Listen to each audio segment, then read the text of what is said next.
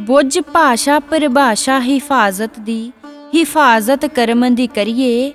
आत्मा दी हिफाजत लई, हिफाजत सच धर्म दी करिए। हिफाजत सच धर्म दी करिए। चैनल तू सत अखंड जोत दे प्रोग्राम सुगड़ विचार वेख रहे सारे ही ਸਰੋਤਿਆਂ ਨੂੰ सत श्री अकाल। वाहेगुरु जी का खालसा वाहेगुरु जी की फतेह। प्रोग्राम सुगड़ विचार विच जो अज साडे बोलण दा पहलू है वो है हिफाजत। अज दे सुगड़ विचार विच असीं विचार करन लई पहलू लिया है हिफाजत, जिस दे सम अर्थी शब्द हन रखिया, बचा, संभाल, निगाहबानी। ना समझी दी दहलीज ते खड़ तकरीबन बंदे दा सारा समा सरमाया इसे शब्द कारण अजाई जांदा है। मुसलसल बंदा हिफाजत करदा है अपनी ते अपने अपनियां दी। इत्थे जिन्ने भी सानू कोठे मसले बने दिखाई दिंदे हन, ये सब हिफाजत ही तां हन जो सानू मींह कणी तो होर अणसुखावीआं परिस्थितियां तो प्रोटैक्ट कर साडी संभाल करदे हन। इत्थों तक कि माँ बाप भी अपने बच्चे तो सहारे की आस लगा उसकी निगाहबानी कर पालन पोषण करता है। इत्थे जिन्ने डॉक्टर ने, जिन्ने सेहत नाल संबंधित अदारे ने, सब किस लई ने? इस शरीर की हिफाजत लई। होर भी अनेकां गतिविधियां जिवें जिम जाना, योगा करना, डाइटिंग करनी, खाण पीण दे परहेज़ करने आदि सब किस लई ने? इस तन की हिफाजत लई। इस प्रकार की जिन्नी भी कारगुजारी अज नज़री पैंदी है, ये सब इस तन की हिफाजत लई कीती जांदी है। इस पंज भूत काया कलबूत लई कीती जांदी है। पर इस शरीर दी ते इस शरीर नाल जुड़े शरीरां दी हिफाजत करदियां करदियां वक्त आउंदा है ते ये शरीर ही मुक जांदा है, खत्म हो जांदा है। गुरु गुरबाणी फरमान है, ये तन होएगो भस्म की ढेरी। हुण असीं तवज्जो दे इस गल वल ध्यान देना है ते समझण दी कोशिश करनी है कि आपां अपना सारा समा सरमाया गवाया इस बाहरी शरीर दी हिफाजत लई, जद कि सानू ये समा सरमाया मिलिया सी आपे नू बुझण लई, अंदर वाले दी हिफाजत करन लई, उस नू महफूज रख अपनी मंजिल तक पुज्जण लई। वैसे दुनियावी तल ते असीं इंसान अपने आप नू बड़े सियाणे ते चतुर चलाक समझदे हां ते बड़ी चतुराई नाल हर पक्ष तो अपनी हिफाजत करदे हां।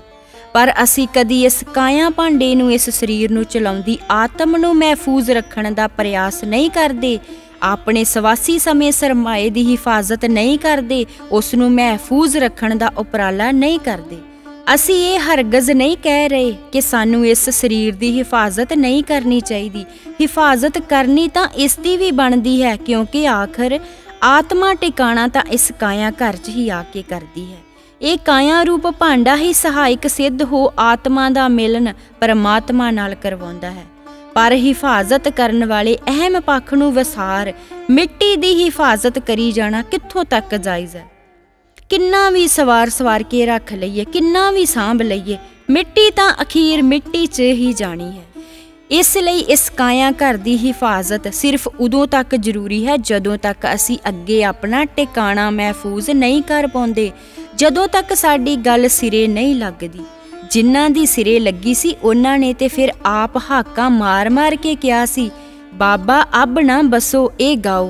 उन्हां कहा सी, कह कबीर सुनो रे संतो खेत ही करो नबेरा, अब की बार बख्श बंदे को बौर ना पवजल फेरा। ਉਹ ਤਾਂ अर्ज कर अरजोई कर अपने मालक सत श्री अकाल पुरख पिता जी अगे तरले लेंदे होए कह रहे ने कि बस हुण जल्दी नबेड़ो इस गल नूं, तां जो मुड़ दोबारा इस शरीर च इस मात लोक विच ना आउणा पवे। क्योंकि असल हिफाजत सही मायनिਆਂ च उदों हुंदी है जदों ਜਿਹੜੀ चीज़ जिथों आई होवे ਉਹ वापस उत्थे चली जावे। ते आत्मा असल विच परम पिता परमात्मा दी अंश है। ਇਹ ਵੀ ਜਦੋਂ ਇਸ ਕਾਇਆ ਰੂਪ ਜਗਤ ਤੋਂ, ਇਸ ਮਾਤ ਲੋਕ ਤੋਂ ਵਾਪਸੀ ਆਪ ਦੇ ਅਸਲ ਘਰ ਆਪ ਦੇ ਪਿਤਾ ਪਰਮਾਤਮਾ ਕੋਲ ਕਰ ਜਾਂਦੀ ਹੈ ਤਾਂ ਇਸ ਨੂੰ ਕੋਈ ਡਰ ਨਹੀਂ ਰਹਿੰਦਾ, ਕਿਉਂਕਿ ਇਹ ਮਹਿਫੂਜ਼ ਟਿਕਾਣੇ ਤੇ ਪੂਰਨ ਹਿਫਾਜ਼ਤ 'ਚ ਚਲੀ ਜਾਂਦੀ ਹੈ। ਅਸਲ ਵਿੱਚ ਅਸੀਂ ਸਭ ਬੂੰਦ ਰੂਪ ਜੀਵ ਆਤਮਾਵਾਂ ਉਸ ਪਰਮਾਤਮ ਸਰੂਪ ਸਾਗਰ ਦੀਆਂ ਬੂੰਦਾਂ ਹੀ ਤਾਂ ਹਾਂ, ਜੋ ਆਪ ਦੇ ਸਾਗਰ ਤੋਂ ਵਿਛੜ ਇਸ ਭਵਜ਼ਲੀ ਚੱਕਰ 'ਚ ਗੋਤੇ ਖਾ ਰਹੀਆਂ ਹਾਂ।